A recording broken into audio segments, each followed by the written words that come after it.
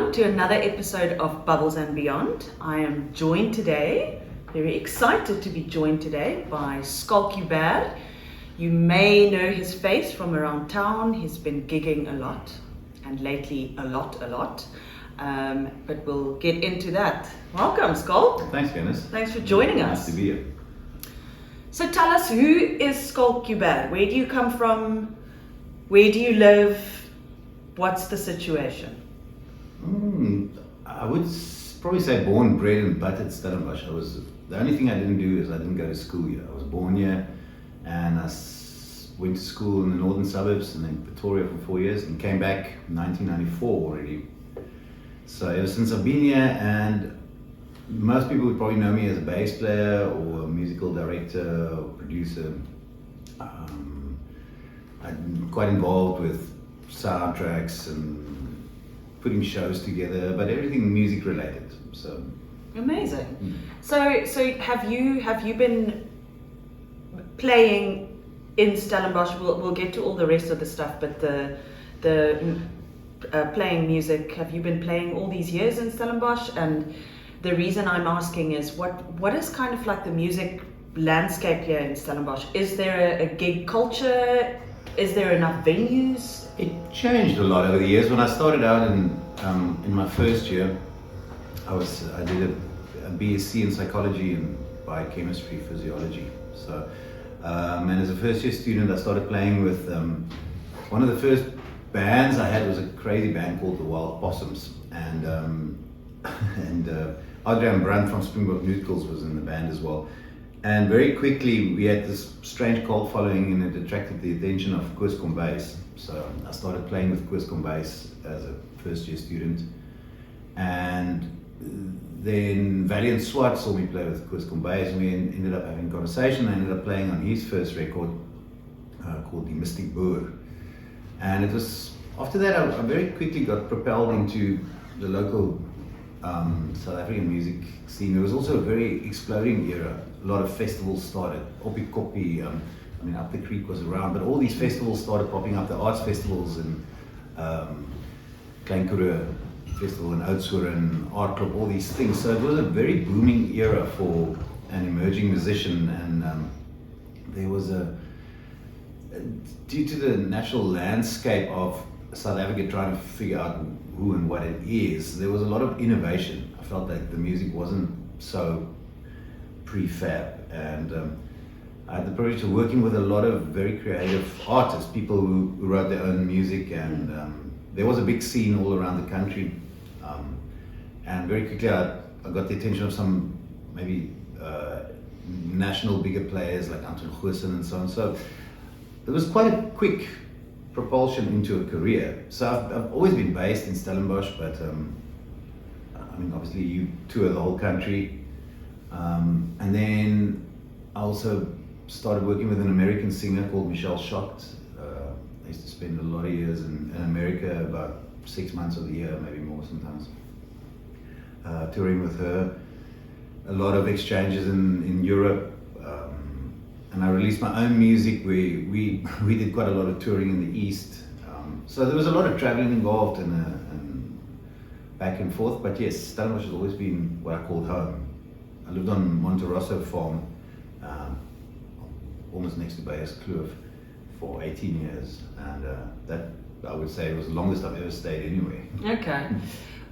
Talking about Monte Rosso, they put up a stunning new building there. What's going on there? Well, it's a few years back now. Yeah, the building is always there. I think it got sold to a Chinese company or person. I'm, to be honest, not sure what's going on there. I was very close to the Frankie family. Socrates was an incredible human being. He was a first generation immigrant. He came here and he was a partisan in the World War, Second World War.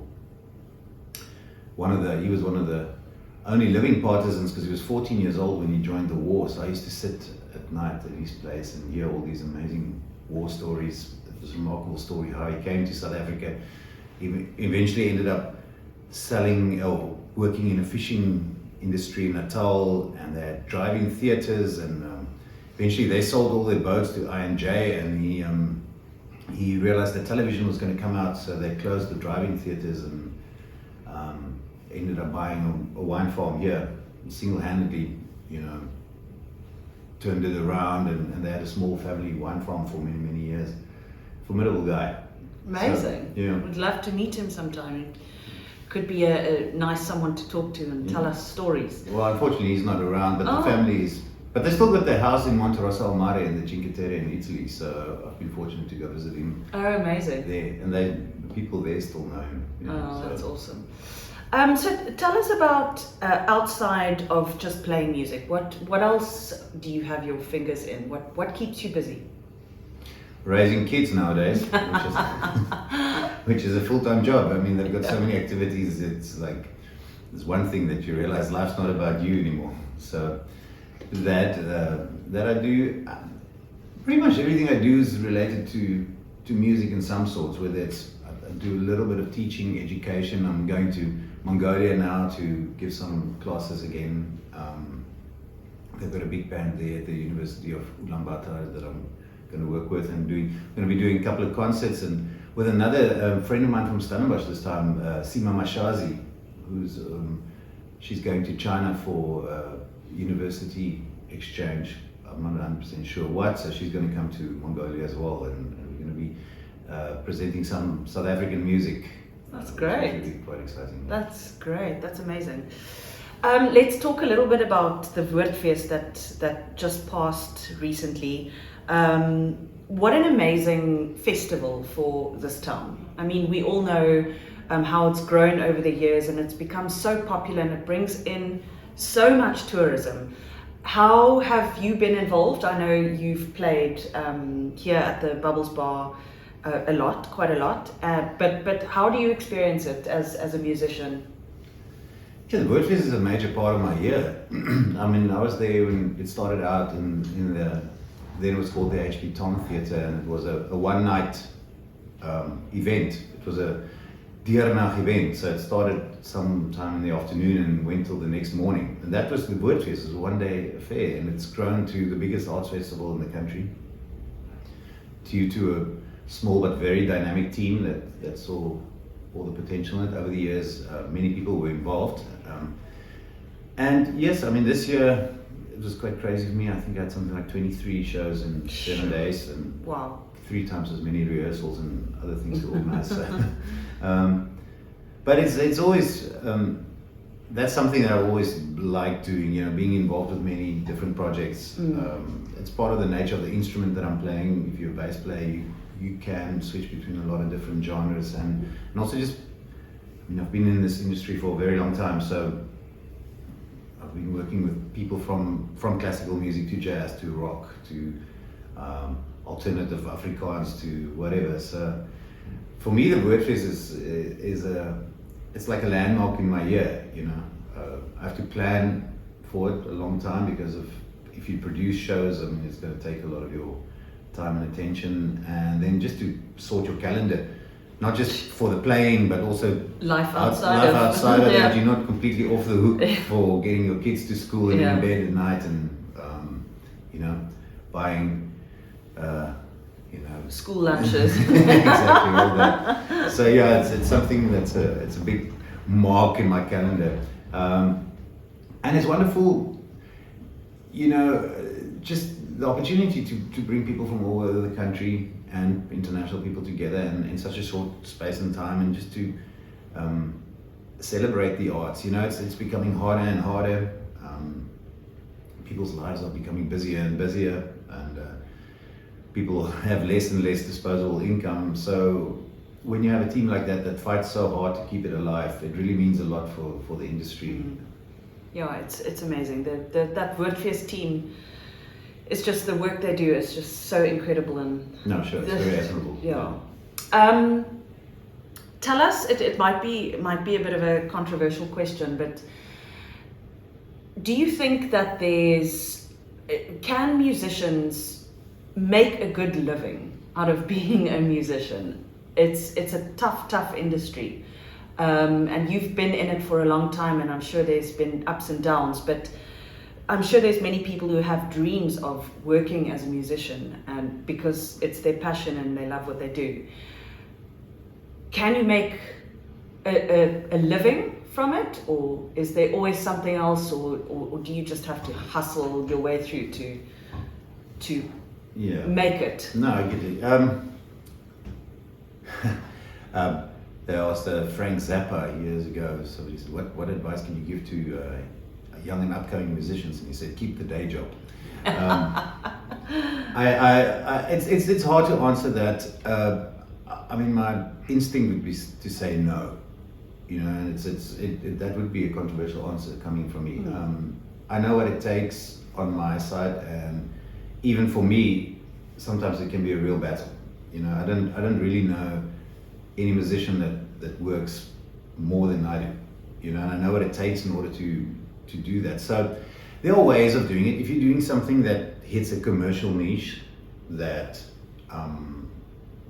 actually does make a lot of money, then you know that is possible. That there's no formula for that. I mean, maybe in people performing a more commercial type of music in the Afrikaans industry, there's a lot of loyal support, you know? Yes. Sometimes it's very short-lived and so on, so I don't know. I wouldn't necessarily recommend and say that's a guarantee that you can make it. But to be a musician in general, it would be a battle, you know? Unless you're very diverse and you're very dedicated and you're willing to work ridiculous hours, sacrifice a lot of things, a lot of time away from your family, a lot of time away.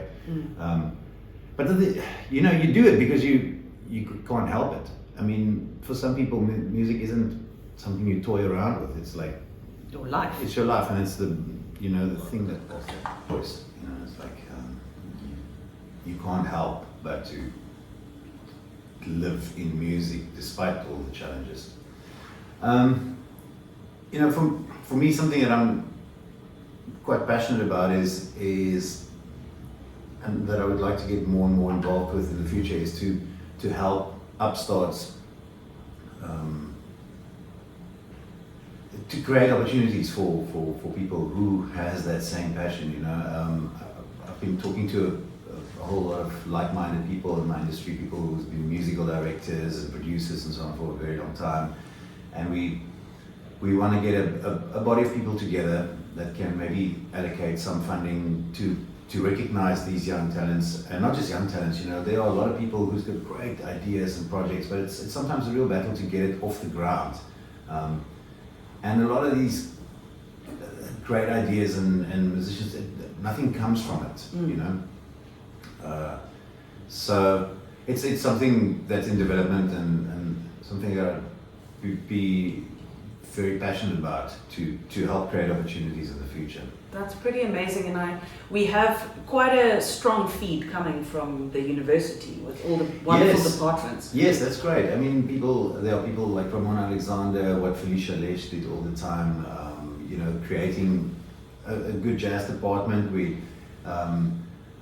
where young people are really showing signs of brilliance, you know, and it's amazing to see. And you'd like to incorporate these people in the industry, you know, create opportunities where they can actually flourish, you know. Amazing. Are your kids into music? They are. I'm trying not to be, I try and let them discover it in their own way, but my daughter plays piano, and she plays cello, and she plays bass in the little school orchestra. And my son is 7, he plays a bit of piano now, and he plays recorder, and he likes to fool around on the drums. And so when they grew up, I mean, because there's always music in the house, there's rehearsals and there's instruments lying all over, it was kind of like part of the toy set, you know, like they'll pick up a ukulele and play with it, or like, and put it down, and there's a keyboard in the corner and they make sounds. So I didn't want to force anything on them, but they seem to be having a natural knack for it, and you know, then you help them develop it. Of course, you identify it and you nurture. I don't want to say I am a singer. I was a singer. I gave that up way earlier in my life because I didn't want it enough. But my daughter, she loves to sing, and she always tells me, one day I'm going to be a singer. No, no, you're not. Well, you don't have to. You can be a singer and not do it for a living, you know. Absolutely, yeah. So Yeah. singing is it's also, I mean, something that you're born with the type of sound in your voice, but a lot of it's got to do with learning certain skills and confidence. You know, I think it's a great skill. My daughter's just joined the Joubert Children's Choir. Oh, wow. It's another commitment for me. Yo. Like, where it's not about me. Yo. Also a lot of driving, but that's an amazing achievement to Yes. join that choir and be part of that group is amazing. yeah, I'm very, very happy Yeah. for her. You Yeah, know. that's great. But I think, people should sing, people should express themselves, you know. Yeah. I think a lot of people think that when people get involved with music that it's something that you got to do it for a living, but it's not that at all. I mean, there's amazing bilateral brain development that happens with young children, learning the skills of playing instruments, so many disciplines that becomes installed in you, and also the idea of becoming good at something is really great for child development. So I think music's got nothing to think of teaching a child musical skills that it's going to be their career one day. Yeah. I think there was a time in various traditions and, you know, cultures all over the world, I think, before we got so sidetracked with prefabricated entertainment, that people got together and sang the songs of their culture. And I mean, years and years ago in Europe, people used to have sheet music of like Vivaldi's Four Seasons. You get it home and some guys got a recorder and some guys got a lute, and whatever was laying around, you played some version of it. Or, you know, in our African traditions, people know the songs. And it's a funny story. There's a great musician, South African musician, Mandisi Janchis, and he got married. I'm paraphrasing now, but the piano player was telling me, I mean, he's the superstar in South Africa now, and he got married and they did a family song, but he has to sing something like third voice in the family, because it doesn't matter that he's the superstar in the family, he's still the junior. You know? That's your role. That's your role, that's your place, you know, and I love that, that's wonderful. Oh, you know? that is amazing. So, I love to go watch live music, and I'm ashamed to say that I've never watched you play here, and I'll get there. But I wish there were more, and maybe I just don't know about them, but I wish there were more venues that offer live music and live yes. performances. I only go to Balboa because I watch whatever band is playing there on a Sunday or a Thursday night. This Saturday it's Aching, which I'm very excited for because I know Laudu, and but I feel that there's not enough. There isn't enough at all. When I was a student, you could go at any given night to 5-6 different places, and there would any night of the week, and there'd be something happening. It's a culmination of many things, and it really is a problem because you need people as passionate as Ramon from Balboa, who really loves music and puts in, you know, his own money and energy to create opportunities for bands, like Niels is doing with Petites on Sundays, you know. But it takes a certain type of person. Then you have the battle against the council rules and so on. I mean, before Balboa and Niels, Ramon only had Manouche downstairs, and we used to have a regular Wednesday night gig on the sidewalk there. And I mean, the police came around, and the policeman said to us, he's going to drive around the block, and if he gets back, we'll all be gone. No way. So, you know, there are so many rules with the liquor licenses and stuff in order to host live entertainment. It's almost impossible. There are people that I know of venues, and I won't name them, that said, we wish we could have something, but we don't have the permission, you know? Okay. And I'm not sure why they make it so hard, because what happened is it's not part of the package anymore. People don't expect it, and therefore people don't invest in it. Because at a time it was normal. If you go to a bar and there's no live music, then there's something missing, you know? And it's not at all the landscape, but not just here in our town. I mean, it's almost like a global experience, you know? maybe in Ireland and so on, where they have such a rich tradition, you still have a lot of bars with traditional bands and so on. And there are pockets in the country, but yes, I mean there certainly are. I don't know how bands do it nowadays, because I used to play 3-4 times a week in Stellenbosch alone. There were so many opportunities. Yeah.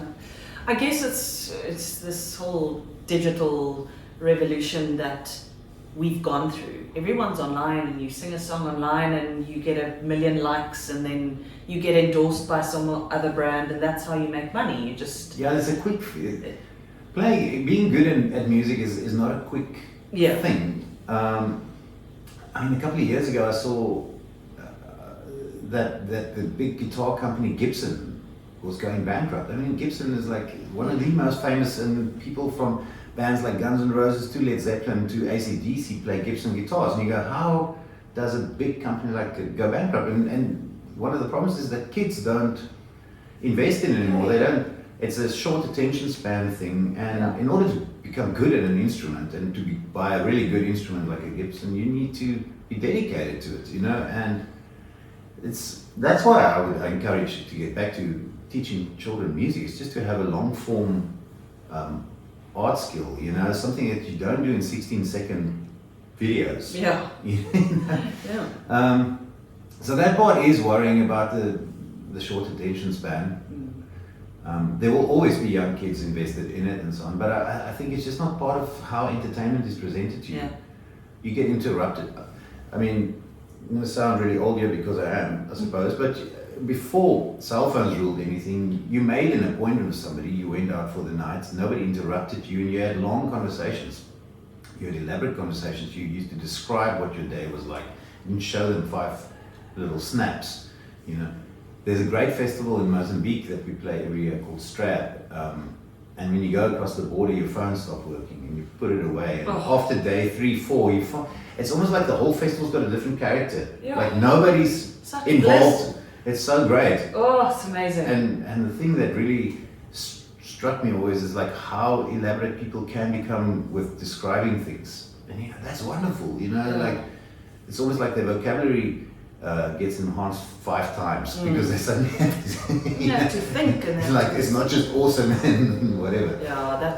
That's awesome. I hope to see you live at some point. Either here at Petites or somewhere. But thank you for joining us. There's some other great venues, like Daisy Jones, obviously. Is doing a lot of effort. Then there are the theatres. Ingrid Howard from Dross Bay Theatre is putting up constant shows. But I think what the town really, really needs is like the old Dorp Street Theatre in Dorp Streets that just had a space for like 50 people or whatever, and it was full, and they used to have music 5 nights a week. You knew, and when you create things like that, you have people touring in the country. They know on a Wednesday night or a Tuesday night or a Monday night there's a place to play. You might not make a killing, but you could subsidize your tour. We did a long tour now with Neil Sandilands, where we played all over the country, and we played 36 shows in 40 days, which was quite brutal. But South Africa doesn't exist out of Cape Town, Joburg, Bloemfontein, maybe Durban. There are all these amazing places, and last year we did a tour, and we played at places like Hinneman, Forest Smith, going to the people and playing, and you get really enthusiastic reception from towns. The guys in Burgersdorp, they took an old tennis club and painted it black and put up a stage, and it's now a theatre called Creatief. Cool. And this year we played there on a Monday night. There was 100 people. Coming from the communities, and you see how these people mobilize and get the community active. And when people start doing these things, a lot of times musicians complain. They say, "Well, there's nowhere to play," but you can create venues. You can create opportunities. You can get in contact with places. Drive 50 kilometers out of your town and try and see if you can get something done. I mean, the alternative is there's nothing else happening that night, so you could you can create circuits. When you're in in America, that sort of thing exists a lot more. You know, like you find that there are like circuits where people play, and year after year they do these round routes. And I think for a lot of musicians, they might think that you're either a small band that plays in a bar or you two that play stadiums, but there are a million stages in between that, you know, where you can create a good living for yourself by finding out what your audience and playing a certain type of venue, and just by planning ahead and booking tours, you know, you could do potentially really well. For a good example was I used to play with Schalk Joubert. He did really well in the Netherlands for quite a long time. We did long tours. We go for 3 weeks. And my other good friend was playing with Johnny Clegg at that stage. We were both in the Netherlands at the same time. And I found out my touring salary with Chad was 3 times as much as his, you know, because with us it was just 2 people going around to theatres and like playing, you know, we arrive with our guitars and play. He has to come with a touring bus, and there's like a monitor engineer and this and that, and like eventually there's, you know, your salary isn't that big. So that bigger is better doesn't mean you're going to have a bigger, better income stream. Yeah. You know, you could actually do very well by getting a small, really concentrated product that can do well for you. Awesome. Well, I'm excited for whatever you're busy with, and the development and the teaching and giving back to the community. And I wish we could go back to old times where instead of picking up a phone, they pick up an instrument. Yeah. Thank you for joining us. It's nice to have you, and I'm sure we'll see each other around here at the bar, in the bar. Yes. And I look forward to seeing you play. Thanks. Okay, this is good. Nice to chat. Enjoy Mongolia. Lekker, ja, will do.